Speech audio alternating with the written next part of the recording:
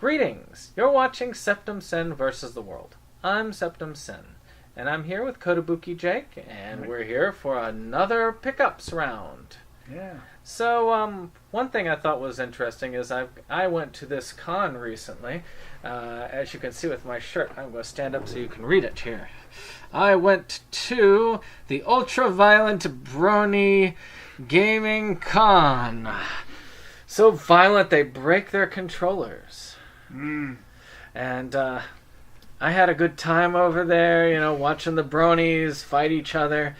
They would take their gloves off and they would, hit each other with the gloves and then do some of the stuff. They throw video games at each other, but only like worthless games. Like Chores 3D and stuff like that. Oh yeah, right.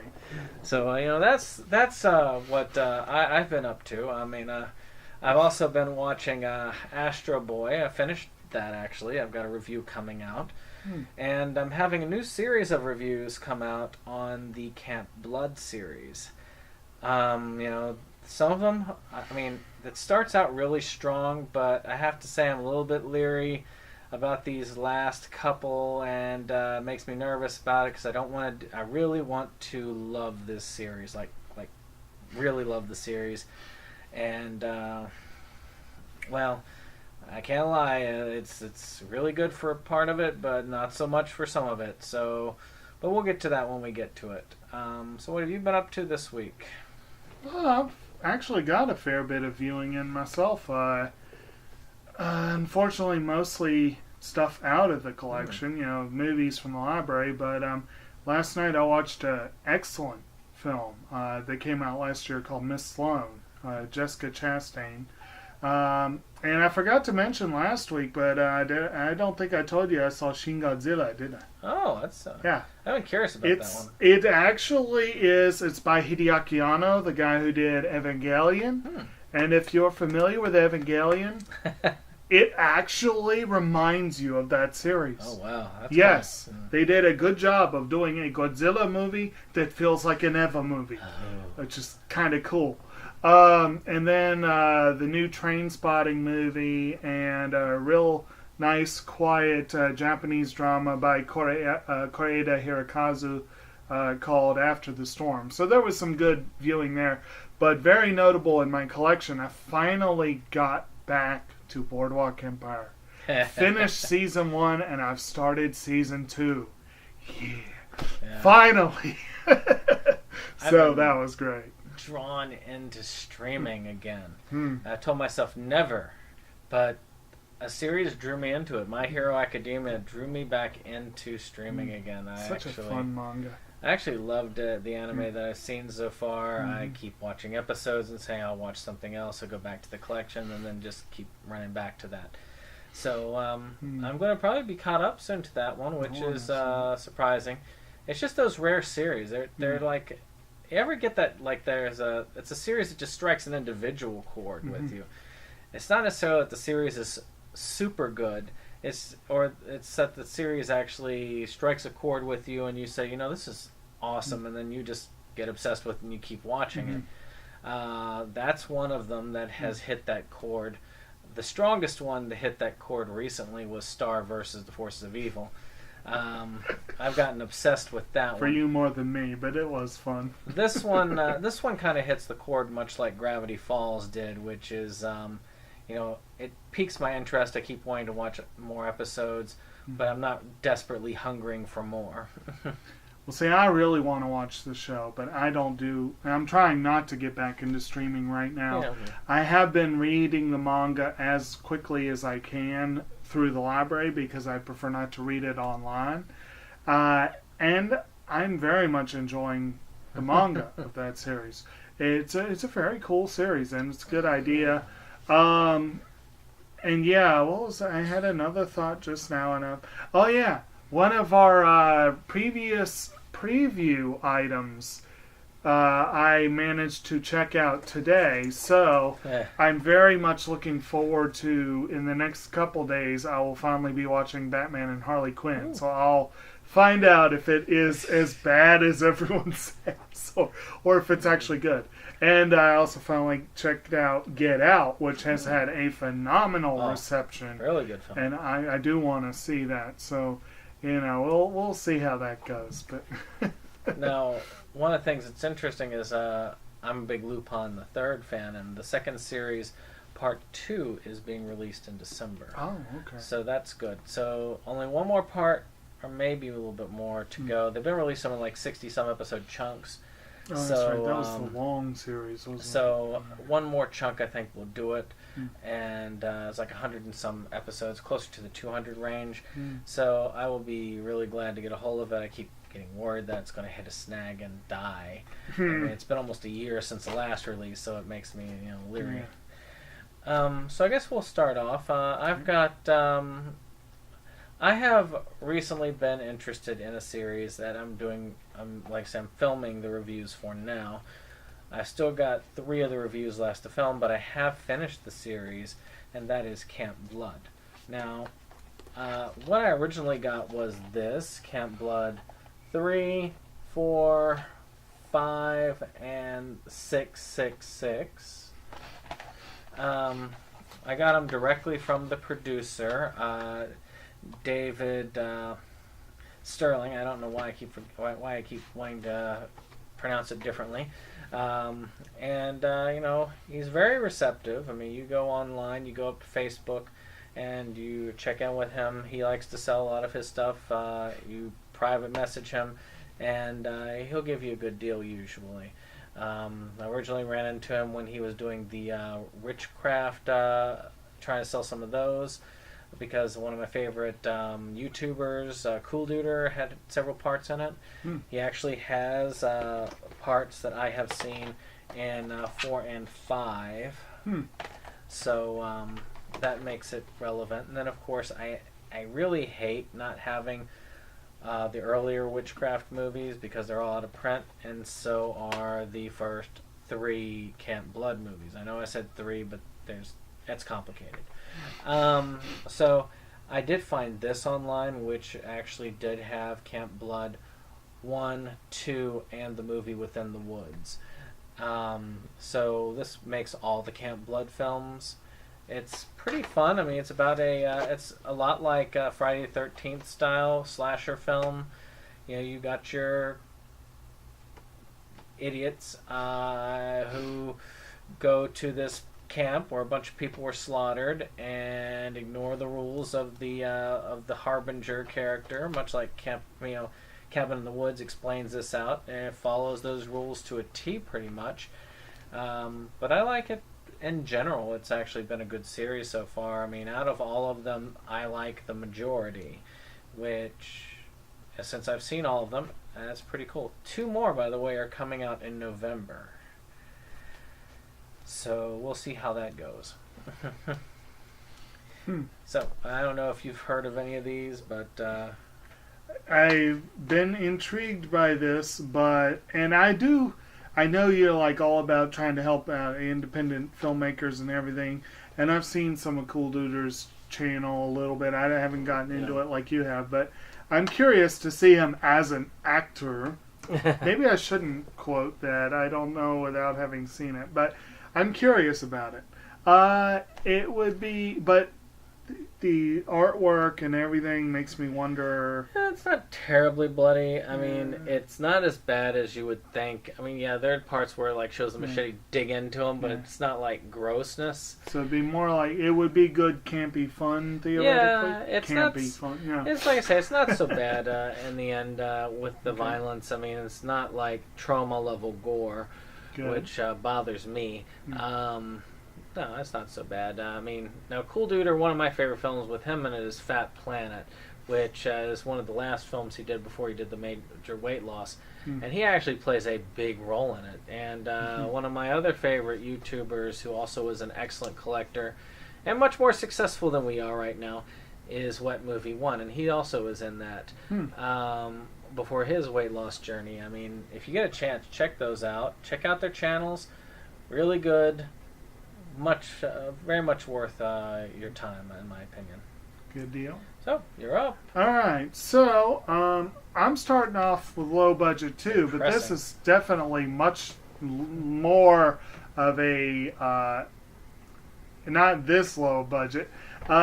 It's very impressive when a sci-fi film gets Oscar nominations.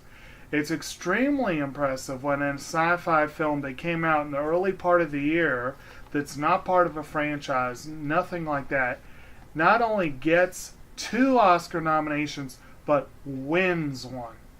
A film that I very much enjoyed, much more than I expected when I saw it, was Ex Machina.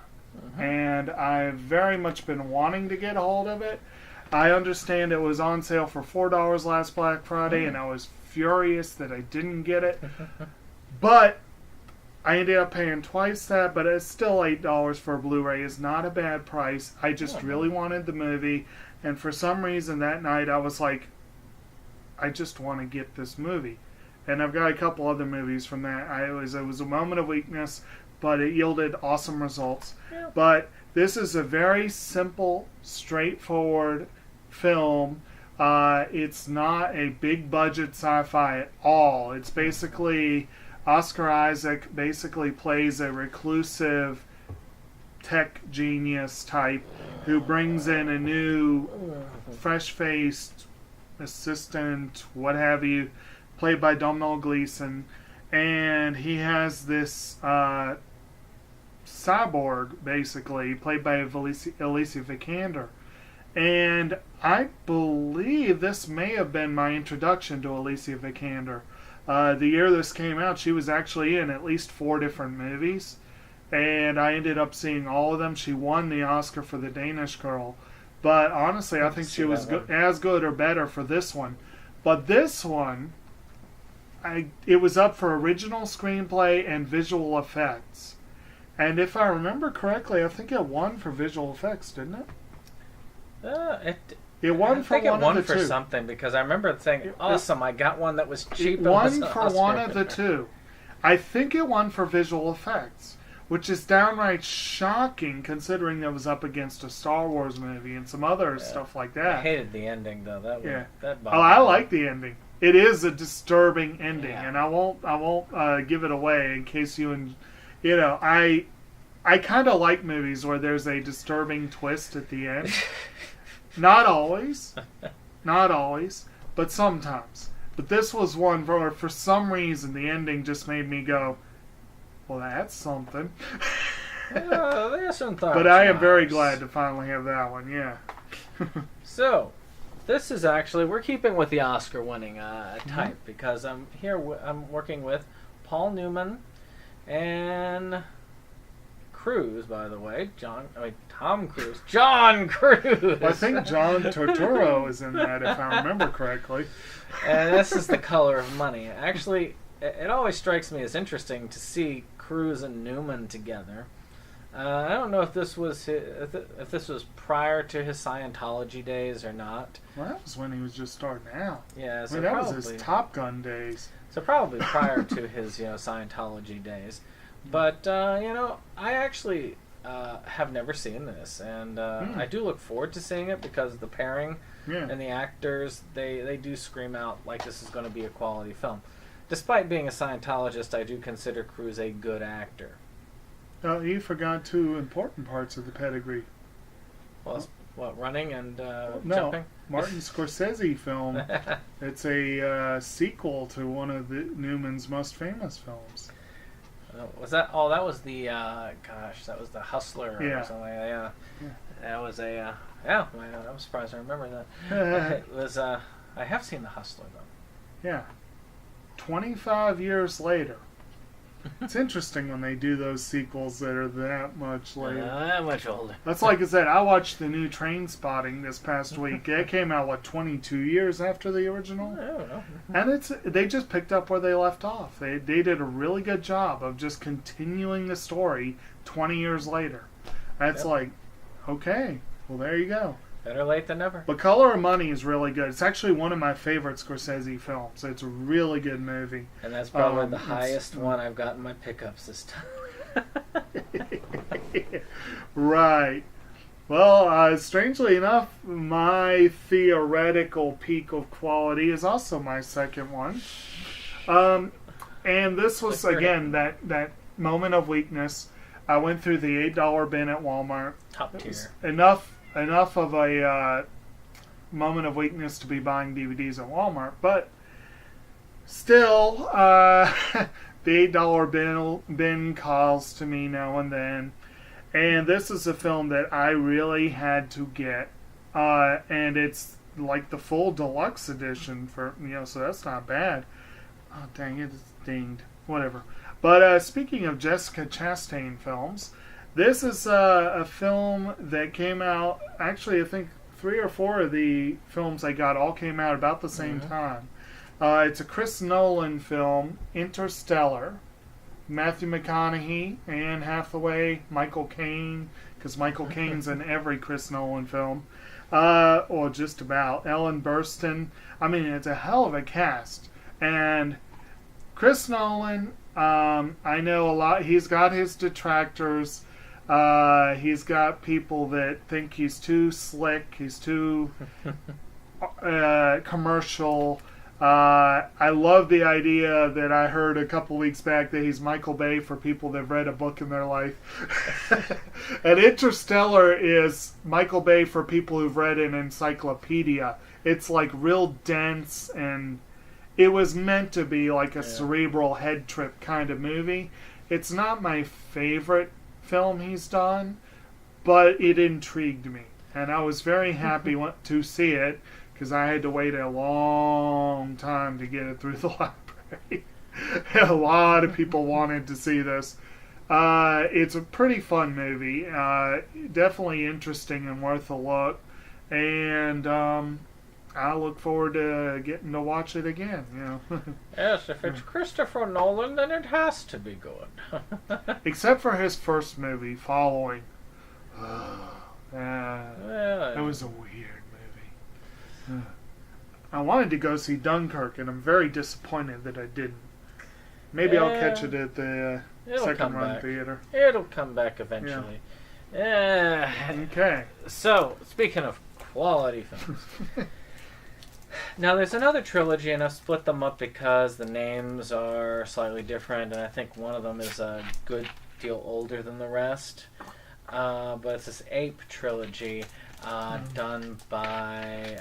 Produced by Mr. Sterling. And I appreciate his work so much that I bought up a good portion. And this is one of those films. So what we've got here is Empire of the Apes.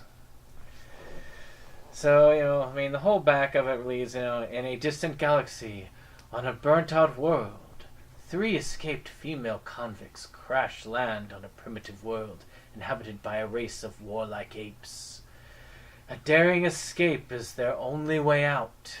Hot on their heels are bloodlusting gorillas and a prison warden bent on their return to the prison ship they escaped from. Who will survive on a planet where apes rule and humans are only breeding stock? Did I? Oh, well, I just read that. So, again, I'm curious. I've been curious about these films since I keep seeing them come up. And I had said, this is a deal. I've heard several people who have watched them actually really liked them. So I said, hey, you know what? I can do this. If anything, this will be fun to watch. And for that, it's worth a look into. So, I will probably be back with a review eventually of Empire of the Apes. I don't know what your thoughts are on it.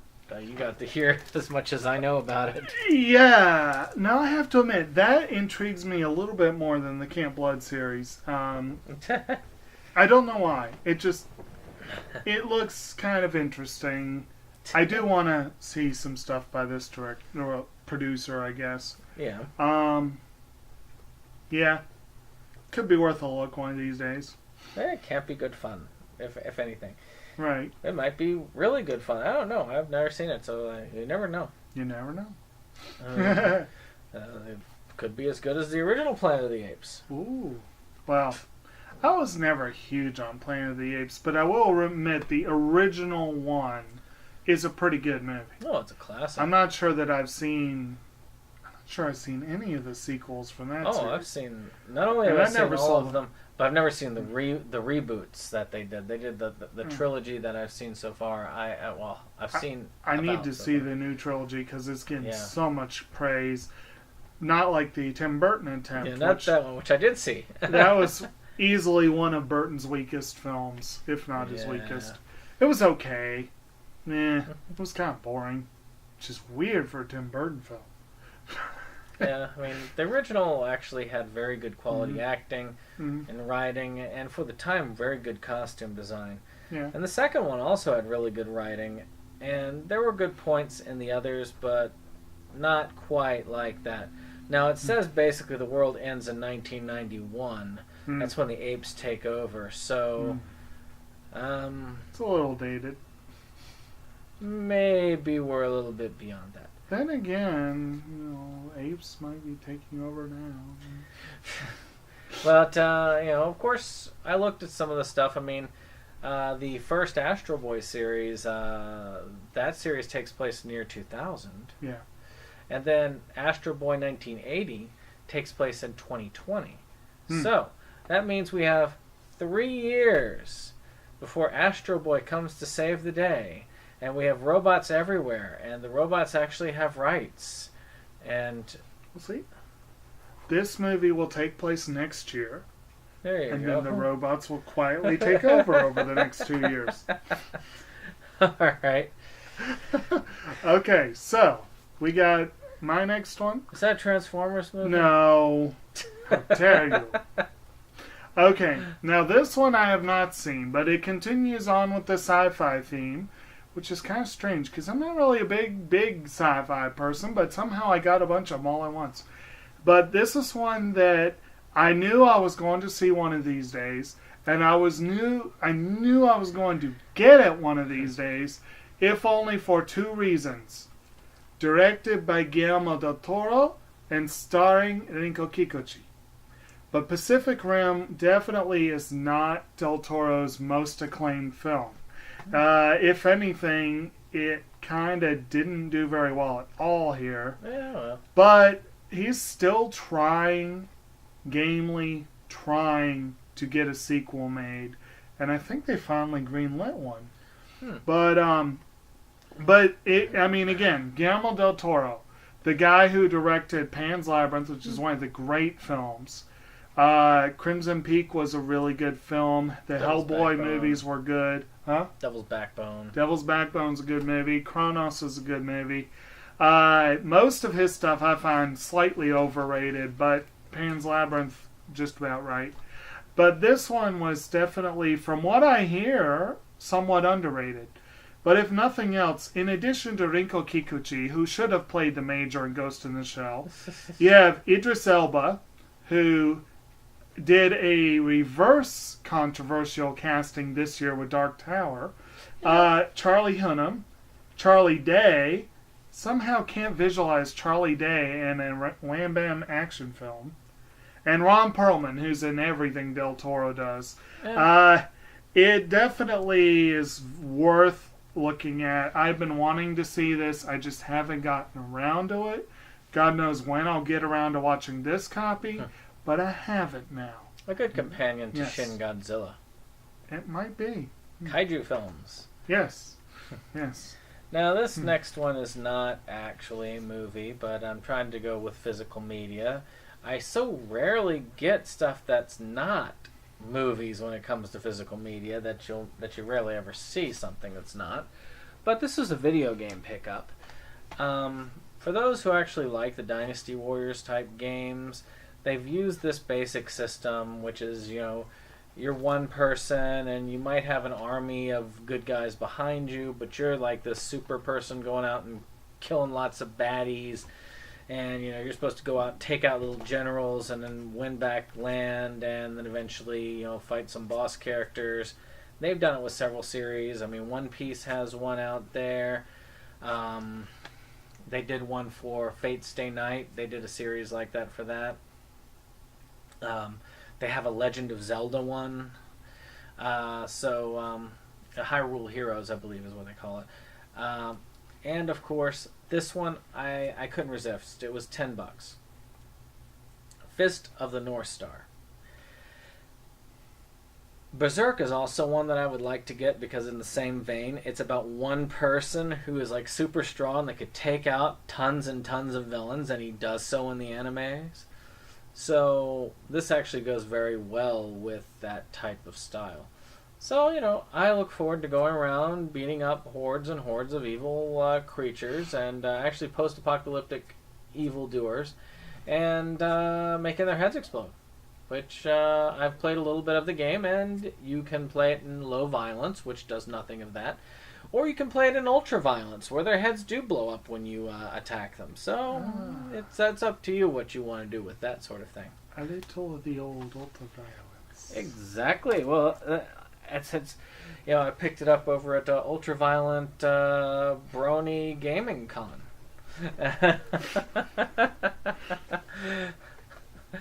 Okay. I don't know if you've ever played one of those games before. Ultraviolet Brony Gaming? I mean, like Dynasty Warriors type. I don't know if you played the One Piece one, because that was the only one I know I've gotten fairly recently. I've done any play with. I don't recall. You can play the One Piece crew as they beat like hundreds of Marines back and stuff like that. So your average episode of the anime. Yeah, pretty much. Yeah. Like I say, they fit. In that very, very fatalistic game series where anyone could die at any moment. Mm-hmm. Anyone. Okay. Anyway. So my turn? Yeah, go for it. Another anime. And now for something completely different from the last three. But picked up on that same pickup because, again, moment of weakness. You and these Oscar winners. I just had to. This should have been an Oscar nominee for a category where it wasn't, and it had no chance of winning the category where it was nominated, but a lot of people were happy to see it nominated nonetheless. This was an animated feature nomination from Aardman Studios called Shaun the Sheep Movie. I enjoyed which, if you have kids, you are probably aware that this series is a very popular series in Britain that has gotten an American release. But the movie, I haven't seen really the series at all, but the movie apparently just kind of picks up and runs with the basic concept. Yeah. And it's a delightful, fun little movie. Hardly any dialogue. It's basically the sheep's going about doing their things with the reluctant assistance of the dog who's supposed to be keeping them in line. And not very well. If you've seen any Aardman, either Wallace and Gromit or Chicken Run or whatever, they're fun little shows. They're claymation or they're made to look like claymation. I think they're actually CG, but they're made to look like claymation. They're very enjoyable. Is it Peter Salick? I'm having trouble remembering his name. The guy that played Wallace in all those movies recently passed away, and that's very sad news. A lot of people were upset about that. But this one I don't know that he was involved with. But the nomination this should have gotten. This came out the year, I think, if memory serves, came out the same year as Skyfall. I think, where Sam Smith won the Best Original Song Oscar for that really bad song that he did. That was like number 35 on my list of songs for the year. The song from this one by Tim Wheeler, it's called Feels Like Summer. Feels like an old school Beach Boys song, and it's great. And it should have been nominated for Original Song. Not as much as When Marnie Was There should have been, but it would have been a nice addition. But, so, Shaun the Sheep movie. Well, from a production of David Sterling, yet again. And this will not be the last time you see Sterling in the pickup, so there'll probably be some more. Another kids movie, right? Oh, Another apes movie here, Guerrilla Warfare, Battle of the Apes. It says here, never released before. A long-sought movie. All right, well, the Polonia Brothers, 2002 melding of the adventure and science fiction genres, is a tour de force of beefy comic book plotting and lean supernatural thrills. During a routine pilgrimage, the crew of Ape Ship 7 find itself caught up in a violent battle with another team of apes hell-bent on seizing their human cargo. Damaged, the ship is thrown off course and into a corkscrew-like wormhole, crash landing on a nearby forested planet. The 3 humans on board, destined for slave labor or something much worse in the case of the female, decide to make a break for freedom, blindly escaping into the dense forest. The apes immediately send out roving search parties to find and capture the humans. It's a race against time and a battle for survival. So, you better watch out for those Ewoks. But, I don't know. I mean, you could see the back right there. So, I mean, the ape costumes definitely show time on there. I mean, I don't know how well you guys can see it there, but there it is. I mean, again, I look forward to seeing it. I love B-movies. I say in my reviews, when I'm doing the Camp Blood reviews, it really is something I like. And I do grade based on that scale. An A-list movie like, say, Interstellar is graded very differently than a B-list movie like Camp Blood. Mm-hmm. I look at it very differently. I look for different things that I consider positive. Mm-hmm. And like I said, I've seen all 6 of them.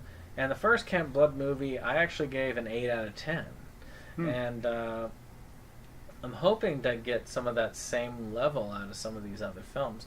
I am looking forward to it. It's something that I will hopefully see in the near future. So, just, ape good fun. All right. So, my last one is going to be, again, I kind of gave in to temptation. I think I mentioned before in a previous pickup with the Stephen King set that I had gone to Walmart once and seen several series, complete collections, some of which I had not realized had complete collections. One of them I held off partly because the outer slipcovers were damaged. And later I went to a different Walmart and found one with a pristine slipcover, and I couldn't walk away from it. Almost pristine, as much as you can find on the shelf. But in the late 90s, early 2000s, there was a show that I watched a fair bit. I didn't get into it really, but I watched a fair bit. My dad was a pretty big fan. I grew up on Cheers, so I've always liked Ted Danson, and he has done a lot of good series. But other than Cheers, probably his longest running show where he was the star. Cheers was more of an ensemble, but he anchored it as Sam Malone. But he starred in a show called Becker, where he played a unpleasant doctor. Before House was popular, there was Becker. And it's, from what I remember, this was much less on the medical intrigue that House gets into, and more just on this guy going around being a jerk and interacting with other people who kind of roll their eyes and put up with him. He spends half his time at a bar hanging out, if I remember correctly, with the flirting with the bartender, and there was a amusing blind dude who hung out in the bar all the time. That sounds familiar. Yeah, it was pretty familiar at the time, but like I said, I'm a decent fan of Ted Danson, and we mentioned before, we collect credits. We are interested in credits. I count each episode of a series as a credit. And Ted Danson with this series is poised to finally threaten Kelsey Grammer for the lead. Because between Cheers and Frasier, Kelsey Grammer has dominated with my credits. This puts him, and it's 129 episodes, 7 seasons. Oh, wow. That's actually That's a pretty good... This is the way I'm starting to like collecting these shows. Yeah, like Cheers and Frasier, I have the individual season by season by season. You could throw that at somebody and do some damage. But the other Cheers spin-off Wings, I have more of this set, Yeah. But this one, I was very happy to get this. It was only $40, which for 129 episodes is pretty decent price, Yeah. So I'm not sure I'm going to enjoy this as much going through it again as I did back in the day. And I have a feeling the character is going to get old by the halfway point. You got to take a break. But I do look forward to finally adding this to the collection and finally having someone other than Kelsey Grammer in the 400 plus credit range. You're going to have to go into that right away. Although Rie Kugamiya is getting close, and I look forward to her finally getting up there too. But yeah, that's going to be that's going to be a right away for you, isn't it? Because of how early on it is. Well, pretty soon. It's new, so it's not as. I mean, Castle and Big Bang Theory are theoretically higher priorities, but Yours are higher priority. Soon. I mean, actually, I picked up a Woody Allen credit the other day. Huh? The Hallmark movie remake of Sunshine Boys, where he actually plays along. He was in a Hallmark movie? Yes. And so far, I've watched part of it. I still have about half of it to go, but he actually co-stars with Peter Falk. Wow. And it's interesting because they really work well off of each other. And it's Peter Falk in a way I've not really seen him before. That sounds fun. So yeah, it is fun. I've been enjoying it so far. I look forward to bringing that on. But until I finish it, I'm not going to put it officially in the pickup because I want to make sure that that works. See, that's another one that's sitting there, a new one that's sitting there to be watched is Columbo, and I've got that sitting up on my shelf. Yeah. Like, it's going to sit there for a while. Yeah. One day. Well, I hope you all enjoyed our foray into our collections. And I hope to see you next time. Mm-hmm. Bring your friends, share, subscribe, like, and comment. I hope to see you all next week.